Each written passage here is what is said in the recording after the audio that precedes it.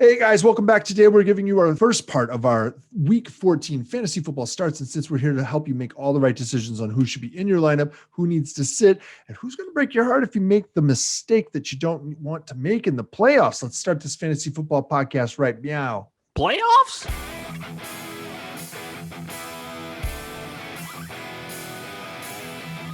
Hey everyone, I'm Justin, and that is Kyle, and this is the Fantasy Football Upside. Thanks for dropping by our Fantasy Football podcast and YouTube channel. We appreciate it.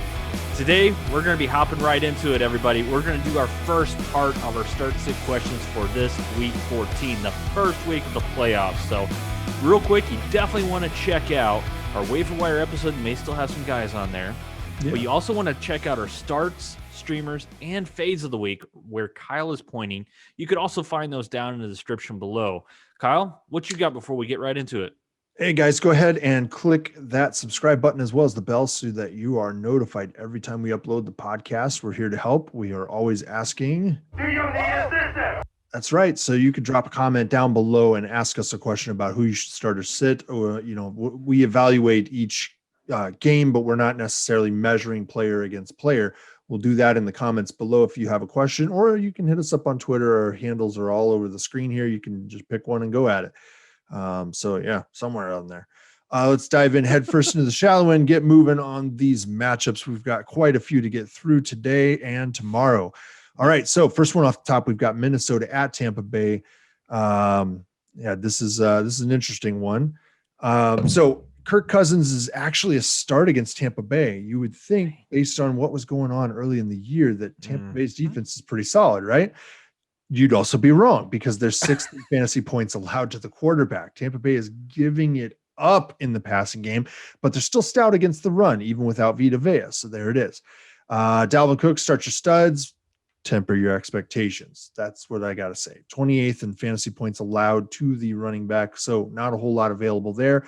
Adam Thielen and Justin Jefferson, you were starting them. You have them. You're starting them. They're Tampa Bay. 5th in fantasy points to the wide receiver. So quarterback and wide receiver are killing it right now against Tampa Bay. That's what you got to roll with. That's all I've got, though. I'm not starting anybody else. Gotcha. All right, for Tampa Bay, I'm going to start Tom Brady. I mean, you could do worse for a QB1, but they're going against the Minnesota Vikings. Ronald Jones, this is a tough defense to run against, so if you have an opportunity to start somebody else, go ahead. But BA keeps talking about getting him in there, so he could be a decent flex for you. Mike Evans, Chris Godwin, Antonio Brown, they are all startable in certain situations. You're definitely going to start Mike Evans. Chris Godwin, he's getting pins removed from his broken finger. So he's missed Tuesday and Wednesday's practice. So you definitely want to check out Thursdays and Fridays practice. But AB, desperation wide receiver 3, because he's number 4 in the pecking order, I think, for targets. Because the guy that's getting a lot of targets is Rob Gronkowski. So from week 6 through 12, he's only behind Travis Kelce in fantasy points for the tight end position. That's not bad. So I think that's going to continue. So that's what I got for the Tampa Bay Buccaneers. And it looks like up next, Kyle, we have the Arizona Cardinals versus the New York Giants. Why don't you go ahead and hit me with the Cardinals? Kyler Murray, you're starting him, and you're not going to like it. He's going against defense that's 29th in fantasy points allowed to the QB, so they're not allowing a whole lot. And he's kind of been on a downturn here for a little while. As long as DeAndre Hopkins has been sliding, so is Kyler Murray. Kenyon Drake is an RB2 day at best here, so that's a really tough situation to swallow. Yeah. He's not going to give you that upside. Chase Edmonds, he's low-end flex at best right now. I would say he's an RB4 situation almost. DeAndre Hopkins, start him.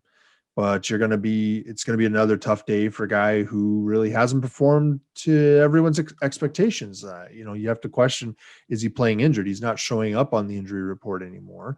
But does he have some sort of hangover from the ankle injury that he was dealing with? Yeah. I'm not starting anybody else in this one either. I'm getting a couple thin matchups here on my side of the equation, but that's where I'm at. Don't worry. It's going to be a little thin on this side. The New York Giants, Wayne Gallman, He's been a mid-range running back too these last 6 weeks. I mean, the production is real, so you're going to start him as a running back too. And then I'm going to start Evan Ingram. I mean, he's getting the targets. He's going to have a better chance for success if Danny Dimes is back, and he is actually on that trajectory. Man, that's a hard word. Words are hard to come back this week. Other than that, can't talk good. Kid can't talk good. But I'm not confident in any wide receivers, man. Even with Danny Dimes coming back. So that's all I got for the Giants, man. There you go. Yeah. What do we got next? We got the Kansas City Chiefs versus the Miami Dolphins. What you got for the Chiefs? I'm starting Pat Mahomes. He should be a good start for you. You imagine that, right? You rode him to the playoffs. You might as well ride him in the playoffs. Clyde Edwards-Helaire was out Tuesday with an illness. Looks like he was limited in practice on Wednesday. This is kind of like last week, actually. They let him then suit up, and then he played exactly 0 snaps. So be very, very cautious here and very concerned.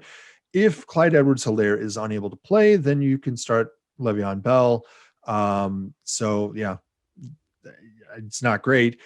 Darrell Williams is, I would say, not a start if Clyde Edwards-Helaire is out or in, either way.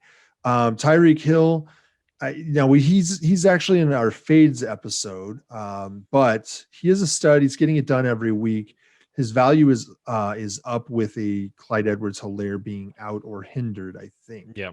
I'm worried that he might have gotten the CEH illness. That's the reason why we faded him in the last episode. Yeah, that's the concern right there. So you got to keep your ear to the ground, find out whether or not Hill is going to be able to go this week. Travis Kelce, it's a tough matchup, but he's kind of been matchup proof.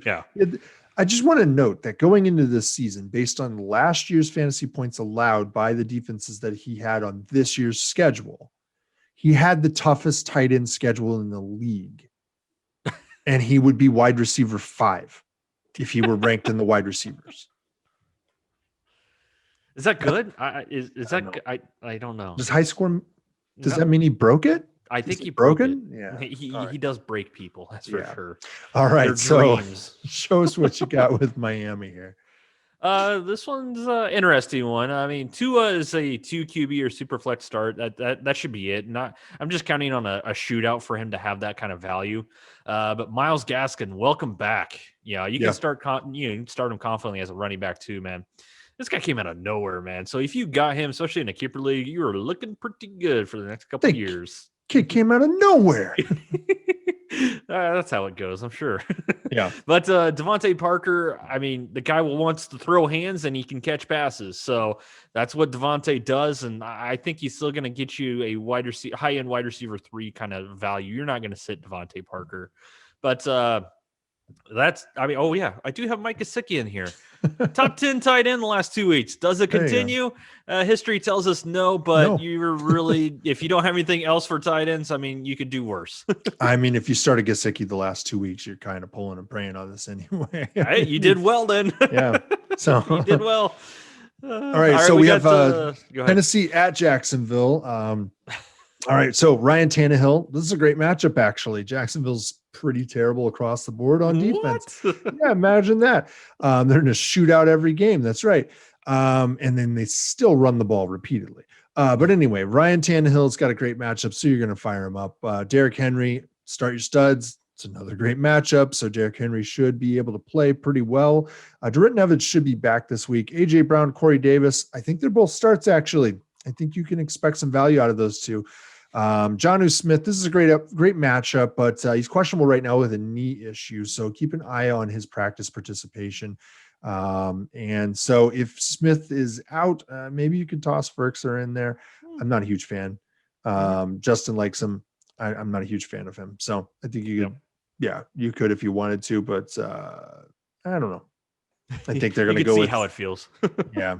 All right. What do you have on Jacksonville? Jacksonville. Mike Glennon's actually been a decent 2 QB or super flex start. I mean, the dude's chucking it deep. I think he had the most passes over 20 yards last week. I think he had like 10 of them. So the guy's throwing it. James Robinson, he's a top 5 running back, and he's going to continue that this week.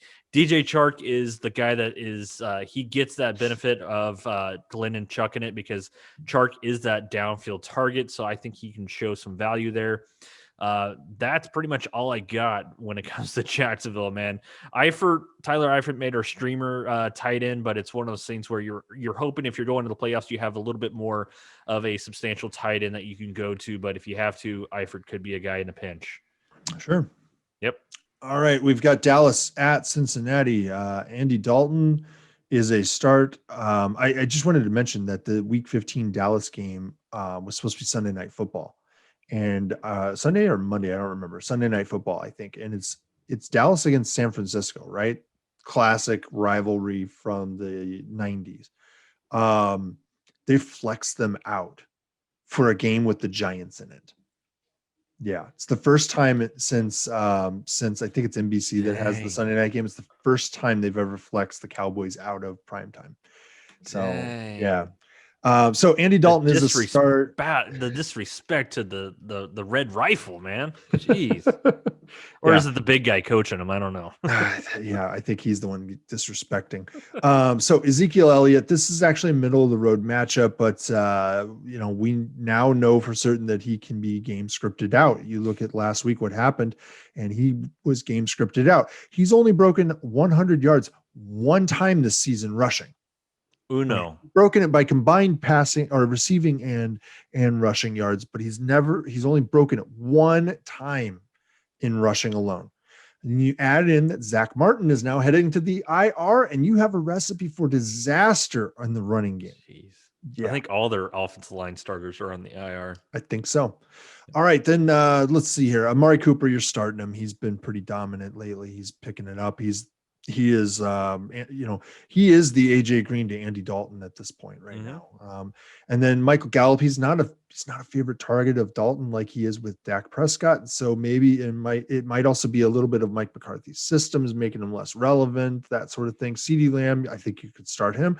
And I think that you can start Dalton Schultz. The Cincinnati's allowing the third most fantasy points to the tight end this year. So go for it. Why not? He's favored of Andy Dalton. Dalton to Dalton. Yep. All right, for the Bengals, man, you would think this would be a really good matchup because the Cowboys are pretty much terrible on defense as well. But the Bengals are just as bad on offense, dude. I was looking at it and I was like, all right, Gio Bernard, I guess in a PPR you can flex him, but that's your only place you're really going to start him there. Yeah. Tyler Boyd and T. Higgins have all the talent in the world, but they have just absolutely terrible quarterback play with Brandon Allen and Ryan Finley back there. So, I mean, their desperation wide receiver 3 is just because they may get 8 to 10 targets apiece, but they might come down with 40 yards, but one of them may catch a touchdown. So if you're desperate, their wide receiver 3 is for you. Yeah. That's all I got for the Bengals. All right. Well, then let's move on here. We've got the Houston Texans at the Chicago Bears. Deshaun Watson, start your studs. This isn't a great matchup, but Chicago defense appears to have given up coming out of the bye week. They've given up since then 41 points and 34 points. And they've only accomplished 1 interception and 2 sacks in that same time frame. That is not the Chicago defense that we know and hate, being a Packers fan. They got 0 of those against the Packers, by the way. David Johnson, he's a flex value, I think, in this matchup. Brandon Cooks, be aware he is in the concussion protocol, may not play. He did not actually suffer a concussion, but he is missing practice for foot and neck injuries. So I don't know. Is he in the concussion protocol, or are they just worried that he has had a concussion and it was a head injury? I can't really. It's one of those things where he went back to the locker room. He did come back, but I think they're going to take extra precaution with Brandon Cooks because of his concussion history. So they labeled him as a foot and neck injury, but I think they're kind of keeping it easy on him. I think he's only 26 years old, and he's about one more hit away from going bye-bye. Oh, yeah. Yeah. He's had 6 or 7 concussions in his career. It's he's getting to Austin Collie level. Ow, yeah. ow. Yeah. No. Kiki Cutie should be started, should get more targets as he, the only issue is if he stays healthy, which he has a history of not doing. And hey, you know what? Maybe they kept him in the bullpen waiting the whole time. Yeah, there you go. He's now on the PED that Will Fuller was on because he couldn't stay healthy until he was taking that. So maybe that's what maybe that was their plan They all just along. haven't caught him yet. So Yeah. we're good Yeah. for a little while longer. Yeah. So if Cooks does miss time, guys, then I think Kiki Cutie actually ends up struggling a little bit because he's the only focal point of that offensive passing game then at that point. So what do you have on the Bears? Oh boy. All right. Well, Mitch Trubisky, I mean, I guess you could start him in a 2 QB or super flex just because he has a decent rushing floor. I mean, you can't really count anything else with the arm, but David Montgomery, Montgomery had a great week last week. He was the number 1 running back. Granted, it was against the number 1 running back team that gives up the most points to. Well, guess what? The Texans are the second. They give it the second most fantasy points to running backs this season. So I think he's a decent start. Allen the Proof Robinson, volume-based wide receiver too. He's still just going to get it done. He always does. Well, and then also check out our starters, streamers, and fades episode where we talk about Robinson and how he's not going to be going against what's his name, Roby. Courtney Roby, yeah. No, wait, Bradley Roby. Bradley Roby. And as a result, the wide receiver ones are blowing up in Houston right now, guys. So go ahead and start Allen the Proof Robinson. He's going to prove it to you this week. Yep, absolutely. Looks like we got up next. We got the Denver Broncos against the Carolina Panthers. Broncos, Kyle, what you got? Drew Lock, meh. Yeah. Possibly he sneaks into the QB1 discussion this week, but most likely he's just super flex or 2 QB only. Let's see here. Melvin Gordon, I think you can start. Philip Lindsay's maybe a flex. Jerry Jeudy, it's a mediocre matchup against the passing game. So it's kind of a, which guy you're going to throw the dart and land on. It's either Jerry Jeudy or Tim Patrick because nobody else has done anything. Noah Fant, I actually like his matchup. He's got a decent matchup, but the run game should really provide some opportunities for shorter passing work, which I think Noah Fant excels with because he's able to create a lot of action after he catches the ball. He's one of those guys that you want to get the ball to in space and see what he can do. So I like that matchup this week. What do you have for the who is that? Carolina, Panthers. Right? Yeah.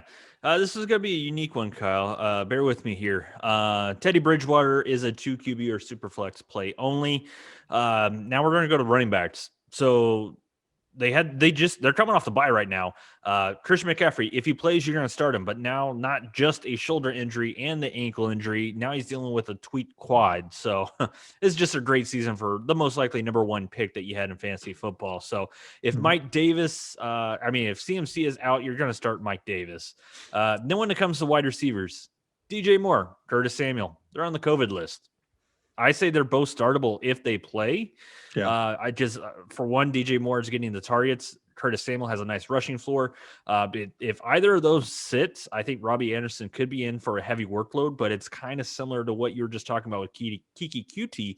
There's nothing else to kind of get them away from looking on his side, doubling up on that side. So it could be kind of difficult. You're just hoping for all the targets going his way. But other than that, man, this is going to be a really interesting game. Definitely take a look at Thursdays and Fridays practices because they haven't come out to say anything about DJ or Curtis being positive for COVID-19. It just says they're on the list. Yeah, I think they just have to have 4 days of negative or something like that, and then they're allowed to play. Yep. So we're going to be really close to that Sunday. Yeah. Game. All right, here we go. We've got the Jets who are against the Seahawks, who on defense against the pass are nearly the worst as well. But here we go. We've got Sam Darnold. He's a 2 QB or super flex only. And even then, I would suggest probably if you have deep lineup, deep roster type of situations. Frank Gore, he was out with a concussion. Keep an eye on his status because they want to run the clock out on this season, just like they run the clock out in their games. And so handing the ball to Old Man River here would be ideal for them. But if he is out, then you can throw Ty Johnson in there. Don't know if you got him off the waiver wire or not, but you could throw him out there. We were talking about how he's just volume-based play. He really is. So you could start Ty Johnson if Gore is out with concussion. You can't ignore the volume. You also can't ignore the rest of the team and how bad they are because Brashad Perriman, Jamison Crowder and Denzel Mims are flex only. Looks like Mims is out with a family issue, and it looks like he may miss the game. So I'm going to leave it at that, though. What do you have on Seattle? All right, for Seattle, Russell Wilson. At least his attempts were back up from the previous week. You're going to start Russell Wilson, but I don't know if you know this, but he's been more of a quarterback 2 the last few weeks than a quarterback 1. But you know how to fix that, We Kyle? talked about it. We talked about that. Yeah, there's a way to fix that, and that's to have the New York Jets come into town. Yep. That should be able to fix that. So Chris Carson, I mean, the guy's not even back to full strength, and he's still an RB1. So you're going to start Chris Carson. And when it comes to wide receivers, you're not going to sit Tyler Lockett or DK Metcalf, but Lockett's a decent wide receiver 2. DK Metcalf is wide receiver 1. You could be looking at the wide receiver 1 all of next year for DK Metcalf, truthfully. Yep. That's all I got for the Seahawks, man. All right. So that's going to do it for this episode, guys. We'll fill in the remaining matchups in the next episode, so you can stay tuned for that. So you should hit subscribe as well as the bell so you're notified when that episode is uploaded. We're here all season long, guys. We're going to be here in the off season as well. We'll toss the last 2 episodes on the screen for you as well. So, hey, thanks for being a fan of The Upside. We'll see you again next time. Bye. See ya.